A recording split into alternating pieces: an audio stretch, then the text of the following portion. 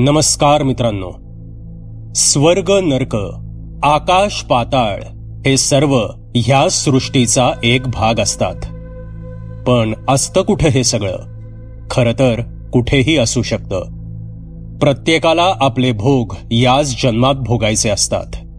कधी कर्माचा हिशोब होतो तर कधी कृत्याचा. आणि जर कृत्ये तितकी अघोरी आणि पापी असतील तर मग त्यासाठी पृथ्वीवरच नरक भोगावा लागतो. असतात अशा काही जागा, काही स्थळं, काही ठिकाणं. आपण स्वतःला या 4 भिंतींच्या आत सुरक्षित समजतो. पण कुठेतरी दूर एका अनाहूत दिशेला काहीतरी असं असतं जे आपली वाट बघत असतं, आपल्या आगमनाची वाट बघत असतं. आपण त्याच्या हद्दीत जाण्याची ते आतुरतेने वाट बघत असतं. आणि मग सुरू होतो एक भयान खेळ, जिथे पाप आणि पुण्याचा हिशोब होतो आणि त्यानुसार माफी नाही तर शिक्षा मिळते. जाणून घ्यायचं या कथेत काय आहे? चला तर मग कथेला आता सुरुवात करू. मित्रांनो, आजच्या कथेचं नाव आहे मृत्यूचा तो भयंकर सापळा. कथेचे मूळ नाव आहे द लॉज. कथेचे लेखक आहेत कनिष्क हिवरेकर. मित्रांनो, ही कथा थोडी मोठी असल्याने 2 व्हिडिओमध्ये विभागली गेली आहे. ह्या कथेचा हा भाग पहिला आहे. कथेला आता सुरुवात करू.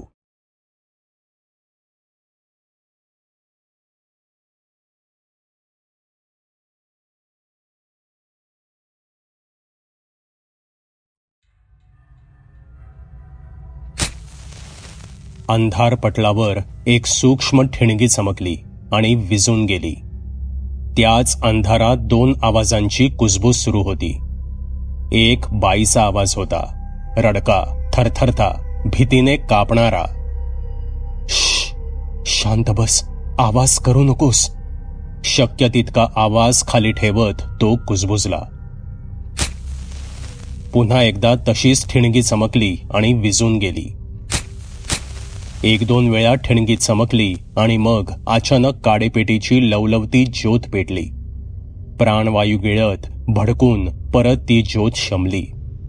बोटांच्या चिमटीत एकुलती एक जळती काडी धरून त्याने ती अंधारात वरती आणली आणि काडेपेटीच्या उजेडात दोघांच्याही चेहऱ्यावरील अंधाराचा पडदा हटत त्यांचे चेहरे उजळले. एक तिशीच्या जवळपासचा पुरुष, डोळ्यांवर पातळ काडीचा गोल चष्मा, डोक्यावरील केस मातकट विस्कटलेले, चेहऱ्यावर धूळ मातीचे डाग पडले होते. त्याचे ओठ शरीरातील पाण्याच्या कमतरतेशिवाय कोरडे पडले होते, थरथरत होते. आणि त्याच्या समोर ती होती. गालावर साचलेल्या धुळीत अश्रूंचे डाग उमटले होते. तिचे विखुरलेले केस खांद्यांवर रुळत होते. चेहऱ्यावर, गळ्यावर, कपाळावर निळ्या जांभळ्या जखमेचा मुका मार लागला होता.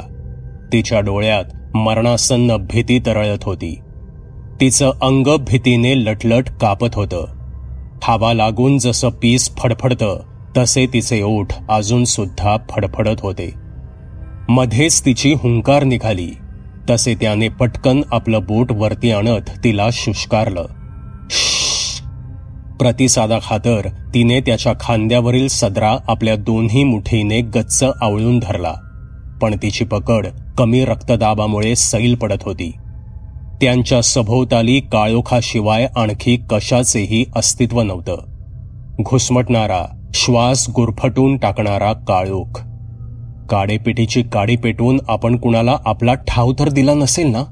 त्याच्या मनात विचार चमकून गेला. हळूहळू काडेपेटीची ज्योत विझू लागली. तशी दोघांची बेचैनी थराला गेली. हळूहळू ती काडी विझली आणि शेवटच्या काही क्षणात फक्त लाल ठिणगी आणि त्यातून वाहणारा धूर दिसला. तेव्हा काही क्षणांकरता त्या वाहणाऱ्या धुरामध्ये एक वासणाऱ्या निमुळत्या जबड्याच्या कवटीची आकृती साकार झाली. दोघेही अभंडा गिळत तो धूर आणि त्यात निर्माण झालेली कवटी विरघळताना पाहत होते. त्यानं आपल्याला पाहिलं तर नसेल, ती म्हणाली. आणि अंधारातून काहीतरी धडधड पडल्याचा आवाज आला. बारीकशा त्या आवाजाने सुद्धा ते दोघे सुद्धा भयभीत झाले. त्याने तिचे खांदे धरून मागे वळून पाहिलं. जणू तिला वाचवण्यासाठी त्याने तिला आपल्या आड घेतलं. काळोखात काहीही दिसणं असंभव होतं. ते आलं, ते खाली आलंय सुधा, असे म्हणत रमेशने सुधाला गच्च पकडत मागे ढकलत नेलं आणि मागे सुधाची पाठ टेकली. खाली बस, मी आहे. रमेश अंधारात खुसफुसला आणि त्याच्या पुढ्यात सुधा खाली बसली. ती खाली कोपऱ्यात बसली आहे हे पाहता रमेशने सुद्धा तिच्या बाजूने जागा पकडली आणि तिला कवटाळून तो तिथेच खाली बसला. दोघांचंही अंग थंड पडलं होतं. दोघे सुद्धा एकमेकांना वाचवण्यासाठी मागे रेलून बसले होते. तसा अचानक लाकडाच्या फळीचा असा चरकल्याचा आवाज झाला. हा आवाज दोघांमध्ये आणखीनच जास्त भीती पेरून गेला. आवाज त्या अंधारातून अगदीच जवळून आला होता. आवाज नको सुधा, रमेश म्हणाला. सुधाने आपलं नाक तोंड दोन्ही हातांनी गच्च आवळून धरलं. या जहरी काळोखात त्यांच्याही व्यतिरिक्त तिथं काहीतरी अवतरलं होतं, जे त्यांच्या आसपासच्या आवारात वावरत होतं, त्यांचा शोध घेत होतं. सुधा आणि रमेश दोघे सुद्धा त्याच्यापासून आपला जीव वाचवण्यासाठी त्या अंधारात दबून बसले होते. जणू असं केल्यानं त्याच्यापासून सुटका होईल. त्यामुळे दोघेही समोरच्या काळोखात नजर लावून त्याची जवळ येण्याची वाट बघत होते. दोघांचेही जड श्वास एकाच लयीत सुरू होते. बाजूने तो लाकडाच्या चरकण्याचा आवाज पुन्हा आला. ते जे काही होतं ते एका जागी थांबून नव्हतं, त्याने हालचाल सुरू केली होती. रमेशने पुन्हा एकदा काडेपेटीची काडी काढली. सुधा त्याला रोखू लागली. नको नको रमेश, प्लीज, सुधा म्हणाली. पण त्यानं ऐकलं नाही आणि काडेपेटीची काडी काढून ती पुन्हा पेटवली. पुन्हा प्राणवायू गिळून ती ज्योत भडकली आणि काडीची दिवटी पेटली. तांबूस उजेडात रमेशनं आधी सुधाला पाहिलं. ती अजून सुद्धा नाही नाही अशीच मान हलवत होती. रमेशने तीच जळती काडी बाजूला घेतली. तेव्हा बाजूला काही आडव्या लाकडी फळ्यांची भिंत होती. त्या भिंतींमध्ये फळ्यांमध्ये 1 सेंटीमीटर अंतर होतं. आवंढा गिळत रमेशने आपले डोळे त्या फटीला लावले आणि फळीच्या फटीत त्याचा चष्मा चिकटला. तेव्हा पलीकडे काडीचा हलकासा उजेड पडला. समोर रिकामी भुई, एक लाकडी मोडका पेटारा, धुळीचा थर साचलेला मेज आणि दगडांची भिंत दिसत होती. पण नीम उजेडात आणखी काहीही दिसत नव्हतं. फक्त कान सुन्न करणारी शांतता पसरली होती. आणि त्यातच जळत्या काडीचा उजेड विझणार होताच की बाजूच्या अंधारातून एक विकृत हिडीस ध्यान आपल्या 4 अवयवांवर धावत तिथे उजेडात हजर झालं, ज्याची सावली नाचत पलीकडच्या फर्निचर आणि भिंतींवर पडत होती. तसाच धडपडून काडी विझवत रमेश खाली बसला. रमेश, काय पाहिलंस? सुधानं विचारलं. ते आलं, रमेश म्हणाला. रमेशचा आवाज रडवेला झाला होता. त्याच्या खांद्यावर शिरच नाहीये, बिना शिराचं आलंय ते, रमेश म्हणाला. शिर नाहीये? शिर नसून ते वाचलं? सुधा घाबरत म्हणाली. 4 अवयव जमिनीवर पडत धावत आल्याचा आवाज आला आणि दोघेही भीतीने स्वतःला भिंतीमध्ये पाठ रेलण्याचा असफल प्रयत्न करू लागले.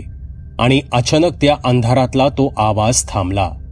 काही क्षण असेच गोठून गेले आणि आता तो आवाज हळूवार आला.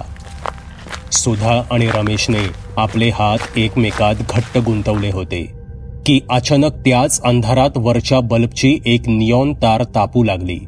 आधी लाल, तांबूस, मग भडक पिवळी होताच बल्बचा उजेड चालू बंद झाला.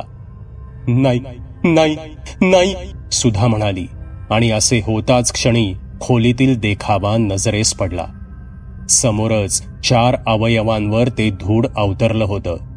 पण ते समोर एका कपाटाकडे वळून स्थिर उभं होतं. जणू ते कपाटावर काहीतरी पाहत होतं. त्याला पाहताच सुधा आणि रमेशचे धाबे दणाणले. नाकात अतिशय घाणेरडा वास शिरू लागला. रमेश, कपाटावर काहीतरी आहे, सुधा म्हणाली. दिवा पुन्हा एकदा चुरचुरला आणि तेच सातत्य राखत पेटत राहिला. सुधा आणि रमेश कपाटाची उंची नजरेने मोजत ते कपाटाच्या वरती पाहू लागले.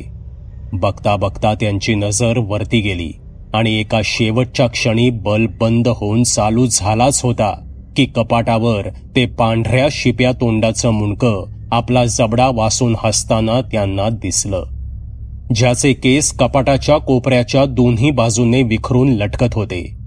आपले काळे कुट्ट ओठ घेऊन ते हसलं. त्याने काळ्या जाड भुवया उंचावून दोघांना पाहिलं आणि थट्टे खातर भुवया उंचावल्या. आणि तोच इकडून त्या 4 पायांवर चालत आलेल्या धुडाने आणि कपाटावरील मुंडक्याने हसत त्यांच्यावर दोन्ही बाजूने हल्ला चढवला. सुधाची एक किंकाळी अविरतपणे फुटली आणि अंधारात अनेक पल्ले गाठत ती गहिऱ्या काळोखाच्या गुहेत नाहीशी झाली. आता सुधा आणि रमेशच्या ह्या कहाणीकडे आपण नंतर येऊ. आता आपण रवीकडे येऊ. कीप हेडिंग टुवर्ड्स दिस पॉइंट. स्टेअरिंग जवळच एक फोन स्टँड लावण्यात आला होता. त्या फोन स्टँडमध्ये रवीने आपला स्मार्टफोन लावला होता. रस्त्यावर मुसळधार पावसाने हजेरी लावली होती. घाट उतरल्यानंतर पावसाचे तुषार वाढले होते. आभाळ अधिकच काळवणलेलं होतं. रस्त्याच्या दोन्ही बाजूला गर्द हिरवी झाडी एकमेकात गुंतून सर्व देखावा कोंडून ठेवत होती. गाडीमध्ये तरुण रवी बसला होता. महागडा सूट, बूट, शर्ट असा रवीचा पेहराव होता. रवीच्या कारच्या विंडशील्डवर धो धो सरी कोसळत होत्या. वायपर आपले काम सातत्याने चालू ठेवत होते. काच कितीही पुसली गेली तरीही पाणी काही थांबणार नव्हतं. रवी वैतागला होता. त्याने गिअर हँडलजवळ कॉफी बॉक्समध्ये ठेवलेला आपला विस्कीचा फ्लास्क उचलला आणि तोंडाला लावत 1-2 सिप मारले. तेव्हा जरा त्याला तरतरी आली. बराच वेळ ड्रायव्हिंग करून त्यालाही थकायला झालं होतं. गाडीमध्ये दमट वातावरण होतं. मागच्या सीटवर अंधारून आलं होतं. बाहेरील हडे गोठवणाऱ्या वातावरणापेक्षा गाडीत अधिक उबदार वाटत होतं. रवीची एक कॉन्फरन्स मीटिंग होती. त्यामुळे काही तासांमध्ये त्याला दुसऱ्या शहराला पोचायचं होतं. बाय रोड काही तासांचा प्रवास होता. शिवाय हा ऑफ सीझन असल्याने तो लवकर पोचण्याचे चान्सेस जरा जास्त होते. पण अचानक मोबाईलची स्क्रीन पांढरी पडली आणि गुगल मॅप गायब झाला. अरे यार, याला काय झालं आता, असे म्हणत बोटाने त्याने स्क्रीनला टच करून मोबाईलवर ॲप मिनिमाइज करण्याचा प्रयत्न केला. पण फोनमध्ये काहीही बदल दिसत नव्हता. रवीने स्टँडमध्ये हुक केलेला आपला फोन डाव्या हाताने वाढवून काढण्याचा प्रयत्न केला. तेव्हा त्याचा उजवा हात स्टेअरिंगवर होता. त्याची छाती अचानक स्टेअरिंगवर लागली आणि इकडे मोबाईल हुकमधून निघताच क्षणी स्टेअरिंगवरील हॉर्न अगदी जोरात दाबला गेला. हॉर्नचा आवाज होताच रवी दचकला.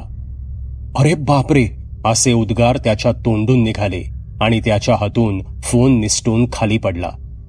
रागाने रवीने आपल्याच हॉर्नवर हात मारला आणि हॉर्न पुन्हा वाजत बंद झाला. कुठे पडला हा फोन आता यार, रवी उद्गारला. रवीने रस्त्यावर एक नजर टाकली आणि आपला फोन शोधण्यासाठी तो खाली वाकला. हात खाली घालून तो फोन चाचपडू लागला. पण तेव्हा त्याच्या नकळत स्टेअरिंग हळूहळू वळत होतं आणि पुढे येणारं वळण चुकून गाडी रस्त्यावर खाली उतरणार होती. अचानक खालच्या कार्पेटवर पडलेला फोन त्याच्या हाती लागला आणि रवी फोन घेऊन वरती आला. जसे रवी वरती आला तसं त्यानं समोर पाहिलं आणि त्याला दिसलं की गाडी रस्त्याच्या खाली उतरणारच होती. ओ शिट शिट असे म्हणत रवीने पुन्हा वळण घेत गाडी वाटेला लावली आणि गाडी रस्त्यावर येताच त्याच्या सुटलेल्या जीवात जीव आला. तेव्हा त्याला आपल्या विस्कीच्या नशेचं भान झालं. त्यानं कपाळावर आलेला घाम पुसला आणि फोन पुन्हा स्टँडमध्ये अडकवून ठेवला. आता वळण येणार होतं. पावसासहित वाऱ्याने देखील जोर धरला होता. अचानक गाडीच्या काचेवर काळं भोर काहीतरी येऊन धडकलं आणि काचेवर लाल भडक रक्ताचा शिंतोडा पडला. काचेवर धडकलेला तो एक कावळा होता. तो कदाचित आधीच मेला होता किंवा मरून तो गाडीवर आदळला होता. तिथून साईड व्ह्यू मिररमध्ये त्याची मान अडकली आणि त्याच्या गळ्यातून अधिकच रक्ताचे शिंतोडे निघाले आणि ते रक्त रवीच्या बाजूच्या खिडकीवर उडालं. खिडकी पूर्णतः रक्ताच्या डागाने माखली होती. साईड व्ह्यू मिररमध्ये अडकलेल्या त्या कावळ्याचं प्रेत हवेच्या जोराने मागे उडून गेलं आणि रवीची नजर पुढे रस्त्यावर पडली. वायपरने पाण्याचा एक फवारा मारून होताच रक्ताचं तांबूस पाणी पूर्ण काचेवर पसरलं. रागारागाने रवीने 3-4 शिव्या हसडल्या. त्याच वेळी रवीला पुढील देखावा दिसला, जो पाहताच क्षणी रवीने जोरात गाडीचे ब्रेक दाबले आणि गाडी वळवून थेट रस्त्याच्या बाजूला घेतली. व्हॉट द हेल, रवी उद्गारला. गाडीचे लाल टेल लाईट सुरू होते. गाडीच्या टपावर आणि काचेवर रप रप पाऊस कोसळत होता. गाडीपासून मागे काही अंतरावर तो कावळा पडला होता. फोकस व्हावा तसा तो कावळा स्पष्ट आणि कार पलीकडे धुसर दिसत होतं. रवी काही शिव्या हसडत गाडीतच बसून राहिला होता. अंगावरील कपडे खराब करण्याची त्याची मुळीच इच्छा नव्हती. शेवटच्या काही मोजक्या सेकंदात रवीसोबत बरंच काही घडलं होतं. वायपरमुळे जसं जसं काचेवरील रक्त साफ झालं तसे समोरील देखावा स्पष्ट झाला. समोर डांबरी रस्त्यावर रस्त्याच्या मधोमध एक भलं मोठं जाड बुंध्याचं झाड आडवं पडलं होतं. त्या झाडाने पूर्ण रस्ता अडवला होता. अशा मुसळधार पावसात या रस्त्यावर हे झाड आडकाठी होतं. हा एकुलता एक हायवेचा रस्ता बंद झाला होता. शिट, मला बँगलोरला जायला लेट होणार. कुठं येऊन अडकलो मी, असे म्हणत रवीने स्टँडमधून आपला फोन बाहेर काढला. या फोनला पण काय झालंय, असे म्हणत रवीने फोनवर बोट आदळलं आणि अचानक स्क्रीनवर गुगल मॅप चालू लागला. ओह थँक गॉड, असे म्हणत रवीने गुगल मॅप उघडला आणि पिंच करून त्यानं स्क्रीन झूम केलं. तेव्हा हाच हायवे निळ्या रंगात हायलाइट झालेला दिसत होता. पण या हायवेला जोडून दुसरा कुठलाही रस्ता इथे दिसत नव्हता. त्यात फोनची बॅटरी संपत आली होती. तसा रवी आपल्या कारमध्ये चार्जर शोधू लागला, पण तो चार्जर आणायला विसरला होता. पडलो अडकून इथेच यार. आता परत रिव्हर्स जावं लागणार. परत फिरून दुसरा रस्ता शोधायचा, असे म्हणत रवीने पुन्हा गाडी रिव्हर्स घेतली आणि मागे मागे ड्राईव्ह करू लागला. गाडी जसजसे मागे जात होती तसे रवी आरशातून मागे पाहत होता. त्यातल्या त्यात पावसाच्या पाण्याने काचेवरील आणि आरशावरील रक्त वाहून काच स्वच्छ होत होती. गाडी टुकटुक आवाज करत मागे आली आणि रवीने रिव्हर्स चेंज करून पहिला गिअर टाकला आणि समोर पाहिलं. तेव्हा अचानक गाडीच्या डाव्या दिशेला त्याला एक पाण्याने चिंब भिजलेला लाल माती आणि मुरमाचा एक कच्चा रस्ता दिसला. ओ डॅम, हा रस्ता तर, असे म्हणत रवीने आपला फोन हातात घेतला आणि त्यामध्ये गुगल मॅप पुन्हा चेक केला. पण त्यामध्ये हायवे शिवाय जवळपास इतर कुठलाही रस्ता किंवा शॉर्टकट दिसत नव्हता. पण त्याच्या लक्षात आलं की मोबाईलला नेटवर्कच नव्हतं. नेट देखील बंद पडलं होतं. सर्व्हिस बंद झाली होती. म्हणूनच कदाचित हा रस्ता या मॅपवर दाखवत नसावा, असा विचार रवीने केला. रवीने त्या बाजूची खिडकी हळूहळू खाली केली. रस्ता आता स्पष्ट दिसत होता. अर्धवट आणि लपलेल्या वळणांचा तो रस्ता होता. रवीच्या गुगल मॅपवर तो दिसत नव्हता, पण समोर तो रस्ता स्पष्ट दिसत होता. म्हणजे हा शॉर्टकट असू शकतो, असा विचार करत गाडी काही वेळ थांबवून रवीने निर्णय घेतला. बँगलोरला वेळेत पोचणं गरजेचं होतं. रवीनं तेच केलं जे योग्य होतं. गाडी त्या वाटेला वळवली आणि पावसाने भिजलेल्या निसरड्या रस्त्याने तो पुढे प्रवास करू लागला. रस्ता पुढे वळण घेत नाहीसा होत होता. दोन्ही कडेने गर्द वनराई उभी होती.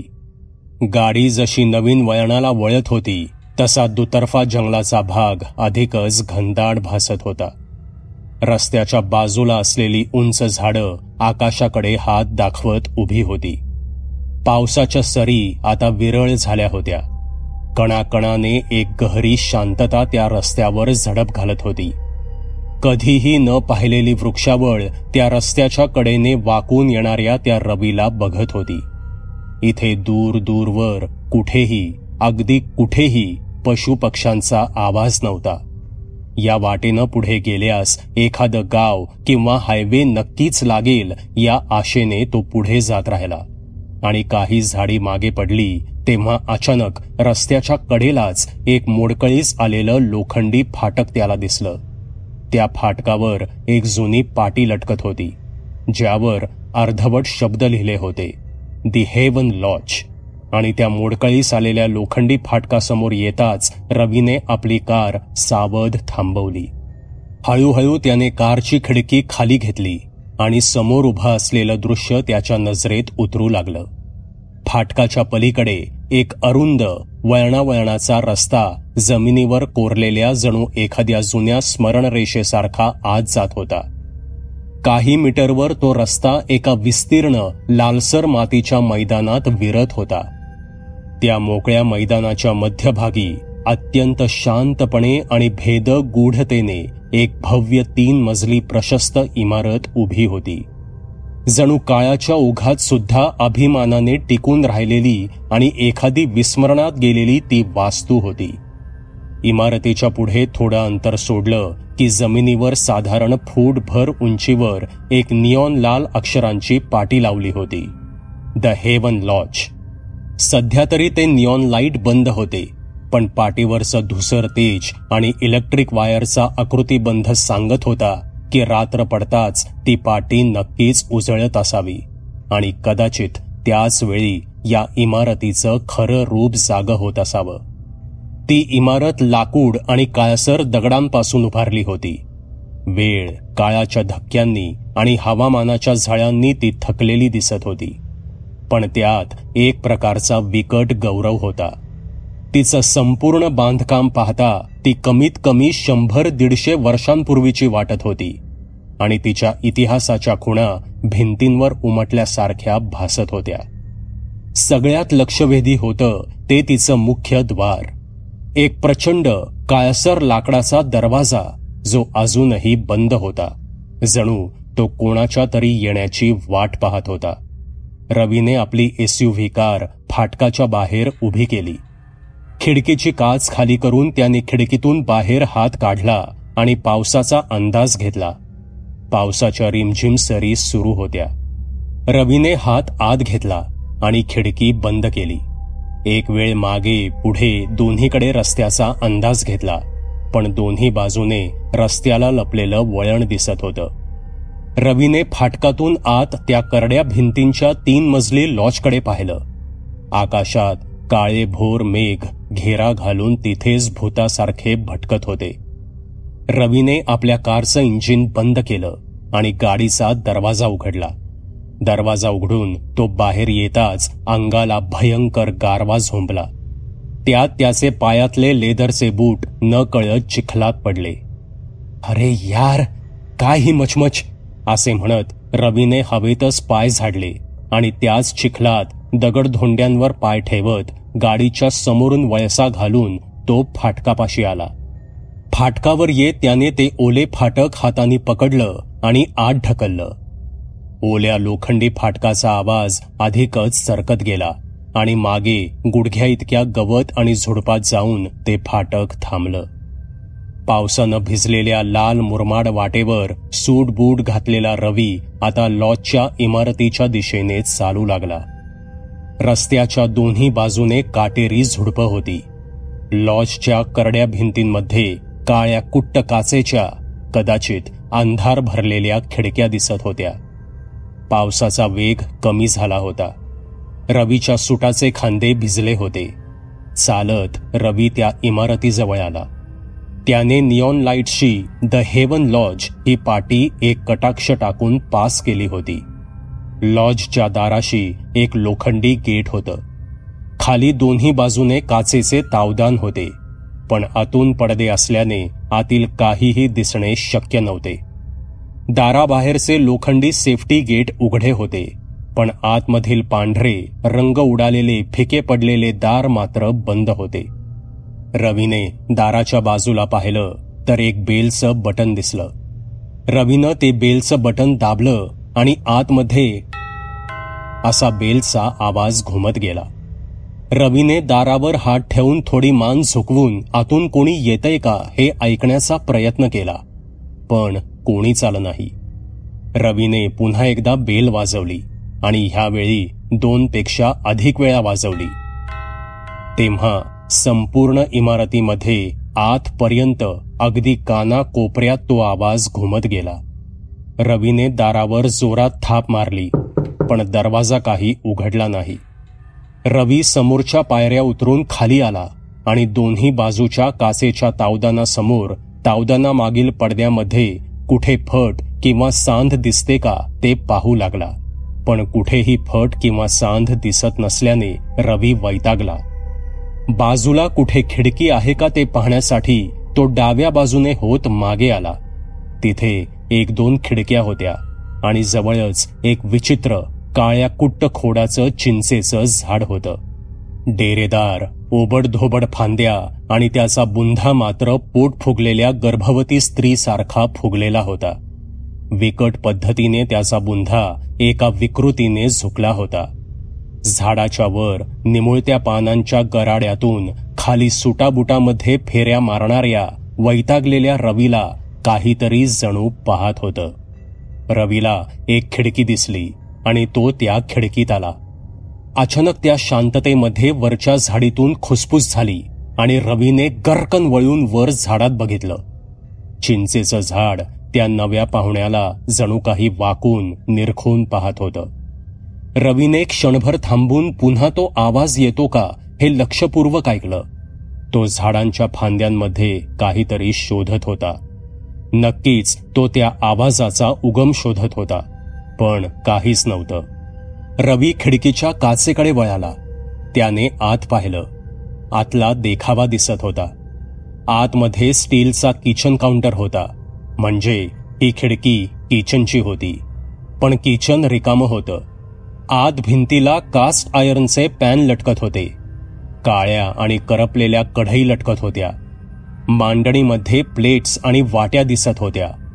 त्यातच किचनचं दार उघडं होतं. रवीला त्या उघड्या दारातून पलीकडे अंधारलेल्या कॉरिडॉरच्या शेवटी एका खिडकीवर लावलेला आणि प्रकाशाने मंद उजळणारा पडदा दिसला. रवीने काचेवर टकटक केली आणि आतल्या त्याच कॉरिडॉरमधला एक खोलीचा दरवाजा उघडला. तो दरवाजा उघडताच आतून जमिनीवर हलका उजेड पडला आणि मग एक सावली बाहेर येताना दिसली. ओ हॅलो हॅलो असे म्हणत रवीने त्या माणसाची सावली पाहत खिडकीवर आणखी जोरात हात मारायला सुरुवात केली. तो माणूस काही क्षण तिथेच थांबला आणि अंधाऱ्या कॉरिडॉरमध्ये उभा राहून रवीकडे फक्त पाहत राहिला. हॅलो, हायवेला कसं जायचं? हॅलो, रवीने परत काचेवर टकटक करत विचारलं. पण तो माणूस काहीही उत्तर न देता पुढे चालत आला आणि किचनच्या दाराच्या उजेडात येत त्याने वळण घेतलं. तसं रवीला कळून चुकलं की तो दरवाजा उघडायलाच येतोय. तसे रवी गवतात आला आणि घाईघाईने चालत तो समोरच्या दाराशी आला. तेव्हा दरवाजा आतून उघडण्यात आला आणि दरवाजा उघडताच आधी अंधाराची फट रुंदावली आणि मग एक रोगीलसारखा दिसणारा वार्धक्याच्या उंबरठ्यावर असलेला एक माणूस रवीला दिसला. त्याचं शरीर अगदी सडपातळ आणि उंची जेमतेम 5 फूट 6 इंच होती. डोक्यावर कुरळे केस होते. डोळ्यांवर चष्मा आणि चेहऱ्यावर झाक आलेली दाढी होती. त्याच्या कपाळावर आणि भुवईवर खोच पडल्याचे व्रण होते. त्याच्या अंगात रेंगाळा मळकट सदरा होता. खाली पॅन्ट सुद्धा तशीच होती आणि त्याच्या हालचाली अगदी संथ होत होत्या. न जाणे त्याने किती दिवसांपासून अंघोळच केली नव्हती. त्याचा अवतार पाहून हेच वाटत होतं की तो कितीतरी वर्षांपासून इथेच राहत असावा. अहो, किती वेळ दरवाजा उघडायला? बरं ते जाऊ दे, इथून हायवेला कसं जायचं सांगाल का? रवीने विचारलं. पण त्या माणसानं उत्तर दिलं नाही. पण तो रवीकडे एकटक पाहत होता, पण उत्तर देत नव्हता. हॅलो, कुठे हरवलात भाऊ? हायवे, रस्ता, मराठी कळतं ना? रवीनं विचारलं. पण तो माणूस काही केल्या उत्तर देत नव्हता. जणू तो बोलण्यासाठी शब्दांचा शोध घेत होता. त्याच्या चेहऱ्यावर हळूहळू एक भाव उमटत होता, एक ओळखीचा, अति प्राचीन असा, मानवामध्ये पूर्वीपासून रुजलेला भाव. आणि तो म्हणजे भीती, भय, भ्याड भाव. तो त्याच्या डोळ्यातून साफ तरळत होता. त्यानं एकदा मान वळवून पाठीमागे पाहिलं. ओ भाऊ, अहो मागे काय बघताय? मला सांगा ना, हायवे कुठे? रवी म्हणाला. त्या माणसाने रवीला वरतून खालपर्यंत निरखून पाहिलं आणि एक वेगळाच प्रश्न आपल्या करड्या आवाजात विचारला. तुम्हाला कुठं जखम झालीये का? तुमचं कुठून रक्त वाहिलंय का? जखम? रक्त? रवी त्याच्याकडे विचित्र वाकड्या नजरेने बघत म्हणाला. काहीही काय बरळतोय? मला काही नाही लागलेलं, मी एकदम बराय. तू मला फक्त रस्ता सांग, रवी म्हणाला. तुम्हाला जखम झालेली नाहीये? मग तुम्ही इथे थांबणे योग्य नाही. तुम्ही इथून निघून जा. लवकरात लवकर या जागेपासून शक्य तितके दूर जा. थांबू नका इथे. जा, लवकर जा, तो माणूस म्हणाला. तसा रवी गोंधळला आणि जरासा घाबरला सुद्धा. तो चमकून मागे सरकला. जागेपासून दूर जा? थांबायचंय कुणाला इथे? मला फक्त रस्ता कुठे ते सांग, मी जातो, नाही थांबत इथे, रवी म्हणाला. इथून सरळ जात रहा, कुठेही वळू नका. पक्ष्यांचे आवाज येतील तेव्हा समजून जा की हायवे जवळ आलाय, तो माणूस म्हणाला. एवढं सांगायला एवढा ड्रामा? थँक्स बॉस, जातो मी, असे म्हणत रवी पाठ फिरवून तिथून निघायला लागला. द हेवन लॉज नावाच्या पाटीमधून एक तांब्याची टोकदार तार निघून बाहेर आली होती. रवी त्या तारेच्या जवळ येत होता. अगदी जवळ, फार जवळ, आणि इंचभर अंतरावरून रवीचा तळहात त्या तारेपासून बचावला आणि रवी पुढे निघून आला. अन्यथा तळहातावर ओरखाडा निश्चित होता. रवी फाटकाच्या दिशेने धावत जाऊ लागला. धावता धावता त्याने घड्याळात नजर टाकली तर संध्याकाळचे 6 वाजत आले होते. थोड्याच वेळात रात्र होणार होती. रवी रस्त्याच्या कडेने काटेरी झुडपाच्या जवळून धावत आपल्या गाडीकडे जात होता आणि अचानक काटेरी झुडपावर त्याचा हात पडला आणि टचकन बोटांच्या गादीमध्ये चांगले 4-5 काटे एक साथ रुतले. शिट मॅन, असे म्हणत रवीने हात झटकला आणि तळहाताच्या गादीमधून रक्ताचे 1-2 थेंब अगदी मंद गतीने हवेत प्रवास करत खालच्या भुईवर टपकले आणि तेच रक्ताचे थेंब क्षणार्धात त्या ओल्या भुईने शोषून घेतले आणि श्वास घेणारी छाती जशी फुलावी तसा भुईचा तो पृष्ठभाग काही सेकंद फुगून परत खाली सपाट झाला. रवीने खिशातून रुमाल बाहेर काढला आणि आपल्या तळहातावर बांधला आणि फाटक ओलांडून तो आपल्या एसयूव्हीचं दार उघडून आत ड्रायव्हिंग सीटवर येऊन बसला. फार लेट झाला यार इथेच, असे म्हणत रवीने कार स्टार्ट केली आणि स्वतःशीच बडबडत त्या सरळ रस्त्याने रवी मार्गस्थ झाला. हिरव्यागार झाडीमधून रस्ता अगदी सरळ जात होता. त्या लॉजमधल्या माणसाने सांगितल्याप्रमाणे रवीला तंतोतंत सरळ मार्ग दिसला. तसा रवी खुश झाला. त्यानं स्टेअरिंग जरा गच्च पकडलं आणि पकडताच डाव्या हाताच्या तळगादीवर खाजवणाऱ्या वेदना झाल्या. तसे रवीने स्टेअरिंगवर सांभाळूनच हात ठेवला आणि हायवे येणारा त्याचा उत्साह जरा मावळला. त्या माणसानं मला असं का विचारलं? मला काही जखम वगैरे झालीये का? जखम झाली नसेल तर लवकरात लवकर या जागेपासून दूर जा. पण रवी आपला हात पुढे आणत जखमेला पाहत म्हणाला, पण मला तर जखम झालीये. आता जाऊ दे यार, कोणाला थांबायचं इथे? मी तर चाललो. बस आता पक्ष्यांचा आवाज आला म्हणजे समजायचं हायवे आला. नक्कीच हायवेच्या कडेला एखाद्या झाडावर पक्ष्यांचा थवा बसत असणार, रवीने विचार केला. तेव्हा त्याची भारदस्त गाडी हळूहळू पुढे सरकत गेली आणि अचानक एक वळण लागलं. रस्ता सरळ न जाता अचानक वळाला होता आणि रवीला आजूबाजूचा परिसर ओळखीचा वाटू लागला, जसे की त्याने तो नुकताच पाहिला होता. आणि अचानक रस्त्याच्या कडेलाच रवीला तेच फाटक पुन्हा दिसलं. द हेवन लॉज नावाची मळकट पाटी असलेलं, गंज चढलेलं तेच हुबेहूब फाटक. व्हॉट द हेल, मी परत इथे कसा आलो? रवी उद्गारला. रवीला क्षणात घाम फुटला होता.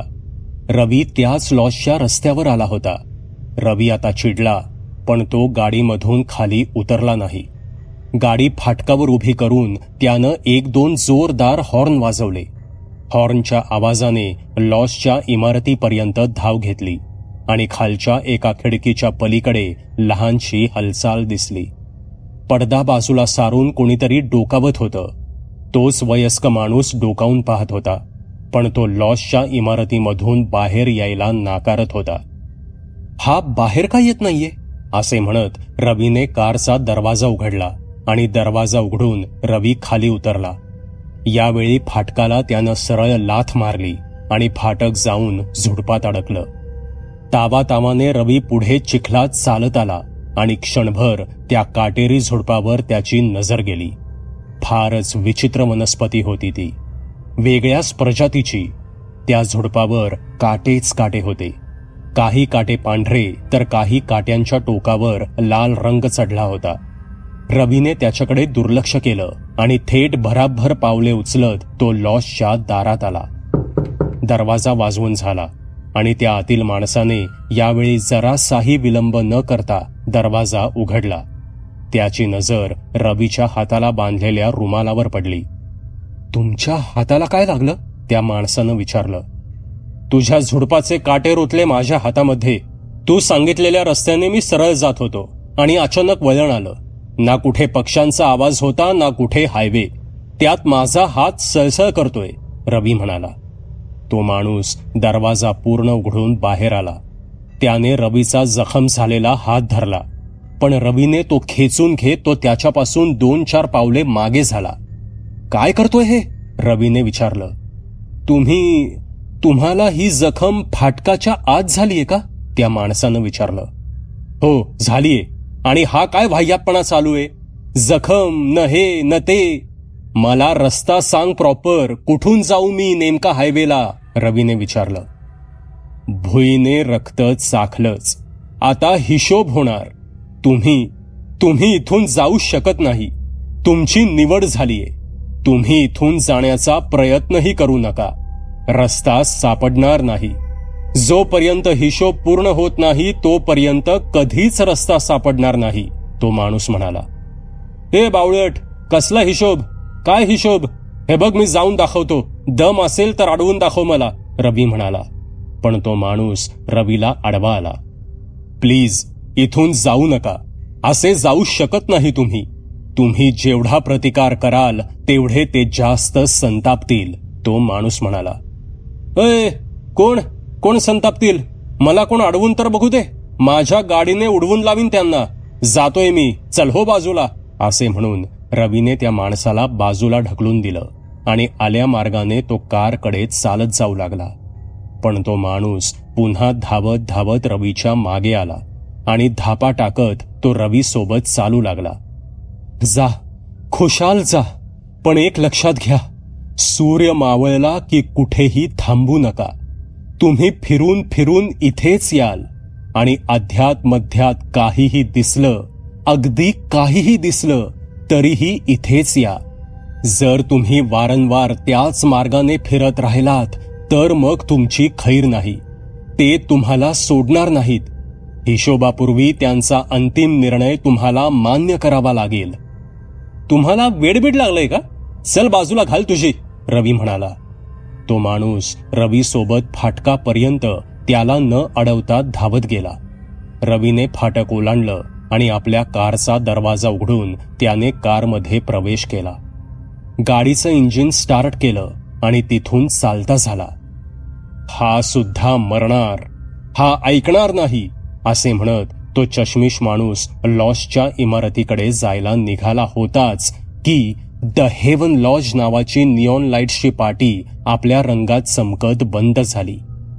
अरे देवा, वेळ सुरू झाली, असे म्हणत त्याने वाटेने दूर जात नाहीसे होणाऱ्या रवीची कार पाहिली. ढग गरजत होते. त्यात अंधारून यायला लागलं होतं. कणाकणाने झाकोळीची झापडं डोळ्यांवर पडत आजूबाजूचा तपशील हरवत चालला होता. रवीने पुन्हा तीच वाट धरली आणि आपली गाडी वेगाने पळवत तो त्याच रस्त्याने हायवे शोधू लागला. अंधारून येत होतं. रवीने हेडलाईट्स चालू केले आणि गाडीच्या हेडलाईट्सच्या उजेडात तो आपली गाडी अतिशय वेगाने पळवू लागला. गाडी पळवता पळवता केव्हा तेच फाटक परत समोर आलं त्याचं त्यालाही समजलं नाही. मी रस्ता चुकतोय, मी फिरून तिथेच येतोय, मला इथे थांबायचं नाहीये, रवी पुटपुटला. 1 वेळा 2 वेळा अगदी तसंच झालं. रवीने तिसऱ्यांदा मात्र गहिऱ्या अंधारात गाडी वाटेच्या कडेला उभी केली आणि क्षणभर रागाने लाल बुंद झालेला रवी गाडीमध्येच आरडाओरडा करत राहिला. आजूबाजूला घनदाट झाडी होती आणि पुढे हेडलाईटच्या उजेडात धुकं तरळत होतं. रवीने आता हार मानली होती. त्याला आता प्रतिशोध हवा होता. त्याला आपला अहंकार शांत करायचा होता. त्याला या जागेला जिंकायचं होतं आणि इथून बाहेर पडायचं होतं. रवी चिडून गाडीतून खाली उतरला. गाडीचे हेडलाईट्स, पार्किंग लाईट आणि गाडीच्या आतील लाईट जळत होते. समोर 4 पावलांवर गुडूप अंधारात वेडीवाकडी पिशाच्यरूपी झुडपे वाढली होती. रवीने मागे पाहिलं. टेल लाईटचा उजेड फूटभर अंतरावर पडत होता, पण त्याच्या मागे जीव घाबरवून सोडणारा, मनाला भीतीने सुन्न करणारा आणि मेंदू गोठून टाकणारा भयसन्न काळोख पसरला होता. याच वाटेने तो इथवर आला होता. अशा आडवळणी जागेत ना माणूस ना प्राणी, नाही रात्रीच्या निशाचरांचे आवाज. अशा ठिकाणी रातकिड्यांचा देखील आवाज नव्हता. आवाज होता तो फक्त रवीच्या श्वासांचा. हेडलाईटच्या उजेडामध्ये रवीला समोरचा 50 मीटर इतका रस्ता साफ दिसत होता, पण त्यातूनही गडद धुक्याने हजेरी लावली होती. रस्त्याच्या कडेच्या झुडपाच्या सावल्या लाईटच्या सीमेपलीकडे जाऊन अंधाराला काहीतरी खबर देत होत्या. रवीने आपला फ्लास्क काढला आणि त्यातून उरलेल्या विस्कीचे 1-2 घोट संपवले आणि फ्लास्क आत फेकून त्याने खिशातून सिगरेट काढली आणि सिगरेट पेटवून एकांतात सिगरेट ओढू लागला. सिगरेटचे 1-2 कश आत ओढत त्याचं मन शांत झालं. भांडावलेलं डोकं स्थिर होऊन ताळ्यावर आलं. सुकून असे म्हणत त्याने हावऱ्यासारखी ती सिगरेट ओढून अर्धी केली आणि तेव्हाच एक आवाज ऐकून रवी एकदम सावध झाला. गाडीला टेकलेली पाठ बाजूला काढत तो सरळ झाला. असा आवाज आला. रवी आजूबाजूला पाहू लागला. पैंजणांचा आवाज असे म्हणत रवीने सिगरेट पटकन खाली टाकली आणि पायाने विझवली. सिगरेट विझवताच रवीने आवाजाच्या अदमासे नजर फिरवली. आवाज रस्त्यावरूनच येत होता. फक्त तो मागून की पुढून येत होता अनुमान बांधणं कठीण जात होतं. आणि अचानक हेडलाईटच्या उजेडात 50 फूट लांब अंतरावर एक आकार उजेडात चालत आला. त्याचे डोक्यावरून कमरे इतके लांब केस लोंबकळत होते. शरीराची एक बाजू दिसत होती, जणू कोणीतरी रस्ता ओलांडत आहे, पण तीच आकृती मधोमध येऊन रस्त्याच्या मध्येच थांबली. रवी तिला बघताच दचकला आणि क्षणात त्याला त्या माणसाचे शब्द आठवले. ते शब्द त्याच्या कानात घुमले. रस्त्यात काहीही दिसलं तरी थांबू नका, थेट इथे निघून या. लांब सडक केस असलेली ती धिप्पाड काया रस्त्याच्या मधोमध उभी राहिली आणि तिने आपली मान एका दिशेला झुकवली. रवी पटकन गाडीमध्ये बसला आणि त्याने सर्व दरवाजे लॉक करून घेत खिडक्या वरती घेतल्या. गाडीच्या हेडलाईटमध्ये ती दूर उभी दिसत होती, पण तिचा अवतार काही आमंत्रित दिसत नव्हता. तिच्या जवळ जाण्यापूर्वी तिला पाहणारा 100 दिशेने 100 विचार करेल. कोणीही इतक्या रात्री या सुनसान जंगलात काय करते, असे म्हणत रवीने काही क्षण तिथेच थांबून प्रतीक्षा केली. ती अजूनही रस्त्याच्या मधोमध उभी होती. रवीने एकदा अप्पर डिप्पर चालू बंद करून तिला इशारा करण्याचा, संकेत देण्याचा प्रयत्न केला आणि जसे हेडलाईट बंद झाले आणि परत चालू झाले तशी ती गाडीच्या बोनेटला चिकटून उभी असलेली रवीला दिसली. व्हॉट द हेल रवी न कळत उद्गारला. रवीच्या अंगाचा क्षणात थरकाप उडाला. त्याने गाडी थरथरत्या हाताने पटकन रिव्हर्स गिअर टाकत मागे घेतली. ती मात्र आहे तिथेच उभी होती. गाडी जसजशी रिव्हर्स जात वळणाला आली तसे हेडलाईट्सच्या उजेडात ती सुद्धा वळणाआड लपली आणि नाहीशी झाली. शिट शिट शिट, भूत भूत, आय सॉ घोस्ट. इथे काहीतरी गडबडे, या जागेत काहीतरी गडबडे यार, रवी म्हणाला. रवीने गाडी रिव्हर्स आणली तसे अंधारात पाठीमागे एक दिवा लटकताना त्याला दिसला. तोच दिवा त्या लॉजच्या फाटकावर लटकत होता. आपण तिच्यापासून पिच्छा सोडवला आहे हे पाहता रवीने सुटकेचा श्वास सोडला आणि फाटकाजवळ येताच रवीला फाटकावर टांगलेला गॅसवरचा दिवा आणि त्याच्या खाली काहीतरी लिहून एक चिठ्ठी टांगलेली दिसली. रवीने फाटकातून आत पाहिलं तर द हेवन लॉज नावाचा तो निऑन लाईट्स मधला बोर्ड उजळला होता. भडक लाल रंगाचा तो एकुलता एक उजेड पडला होता आणि त्या पलीकडे लॉजच्या इमारतीमध्ये फक्त एकाच खिडकीत उजेड पडला होता. रवी पटकन गाडीतून खाली उतरला, फाटकावरील दिव्याजवळ आला आणि त्या खाली लावलेली चिठ्ठी त्याने वाचली. गाडी बाहेरच सोडा आणि हा दिवा घेऊन शक्य तितक्या वेगाने पळत दाराकडे या, असे त्या चिठ्ठीत लिहिले होते. रवीने त्याच सूचना पाळल्या. गाडीतून खाली उतरत रवीने पटकन दिवा काढला आणि फाटकातून आज सुसाट वेगाने रवी लॉजकडे धावू लागला. त्याच्या पाठीमागे कोणीतरी त्याच्याच वेगाने धावत येत होतं. जणू आता ते त्याला गाठणारच होतं. रवीने आरडाओरडा केला, दरवाजा उघड, मी आलोय. रवी ओरडला आणि क्षणात दरवाजा उघडला गेला. शेवटच्या काही अंतराला कापत रवीने थेट दारातून आत झेप घेतली आणि मागे धाडकन दरवाजा बंद झाला. रवीने दरवाजा उघडा पाहिला. आतील माणसाने त्याच्यासाठी जणू पिंजऱ्याचा दरवाजा उघडला होता आणि बाहेरील अंधारातून कोणापासून तरी आपली सुटका करून रवीने आतल्या अंधारात झेप घेतली होती. आत येताच लाकडी जमिनीवर धबधब पाय टाकत रवी थबकला आणि त्याला पाठीमागे दरवाजा बंद झाल्याचा आवाज आला. रवी गुडघ्यावर झुकून जोरजोरात श्वास भरत होता. अंगातील कोटाने अधिकच घुसमट होत होती. रवीने तो कोट पटकन काढत खाली सोडून दिला.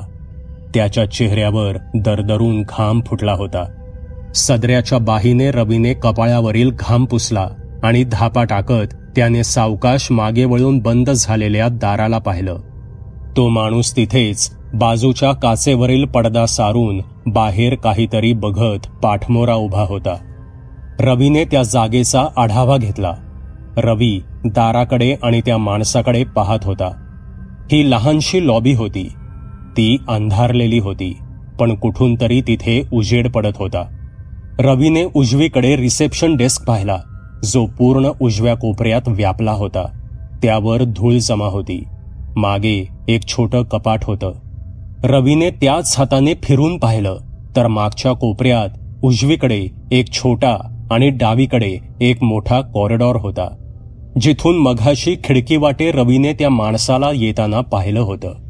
रवीच्या पाठीमागे काचेचा टिपॉय, त्याच्या पलीकडे रिकामा सोफा सेट होता आणि सोफ्यावर नजर जाताच रवी दचकला.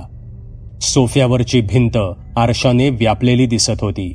त्यात रवी स्वतःचं प्रतिबिंब पाहून दचकला. त्यातच त्याला आपल्या मागचा तोच माणूस दिसला, जो आता रवीच्या अगदी खांद्याजवळ उभा रवीकडे पाहत होता. रवीने दचकून मागे वळून त्याला पाहिलं. तुम्ही ठीक आहात? त्यानं आपल्या नाकावरचा चष्मा सावरून विचारलं. रवी आधीच घाबरलेला होता. त्यात दारू आणि सिगारेटचा अंमल चढून त्याचे श्वास वाढले होते. भीती, एन्झायटीच्या संमिश्र भावनेने त्याच्या हृदयाचे ठोके वाढले होते. रवी आधी त्यालाच घाबरला आणि पुन्हा तो त्याच्या अंगावर धावला आणि त्याची कॉलर पकडून त्याने त्या माणसाला मागे दाराला धडकवलं. हे इझी इझी, तो माणूस असे म्हणेपर्यंत रवीने त्याच्यावर धावा बोलला होता.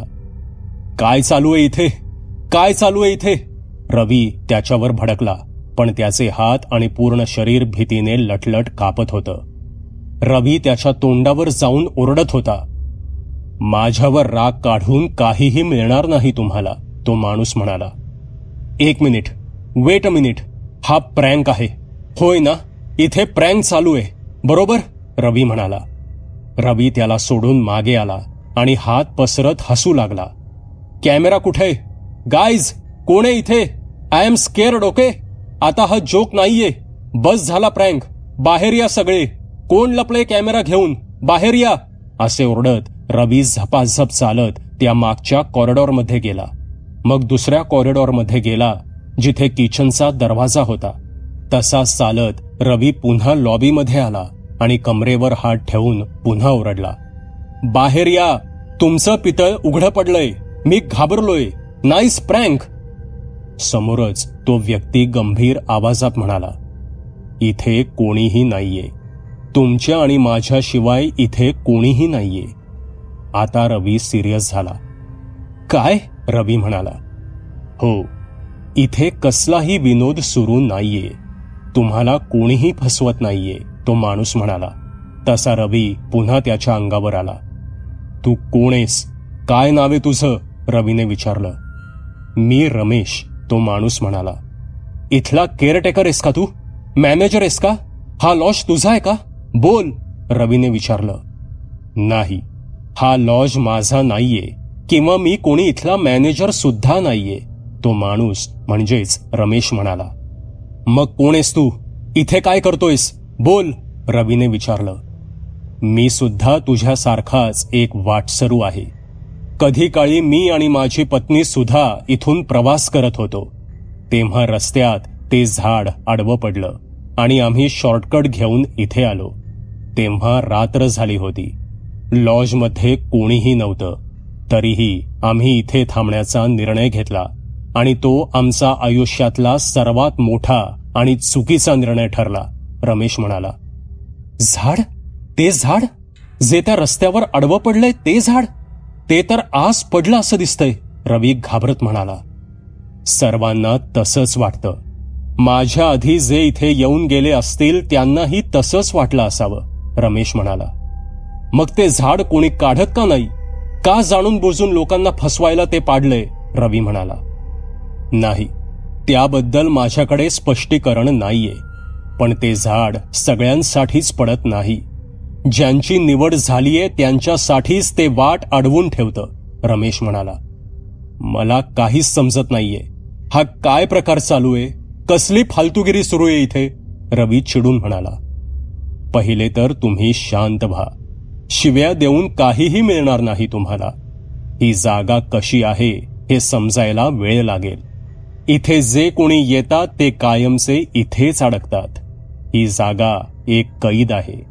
इथून आता सुटका नाही. इथून फक्त मृत्यूच तुमची सुटका करून देऊ शकतो, रमेश म्हणाला. रवी हे ऐकून तंतरला. भीतीने त्याच्या पोटात गोळ्या उठला. मला अजूनही समजत नाहीये मी कुठे. मला काहीच कळत नाहीये.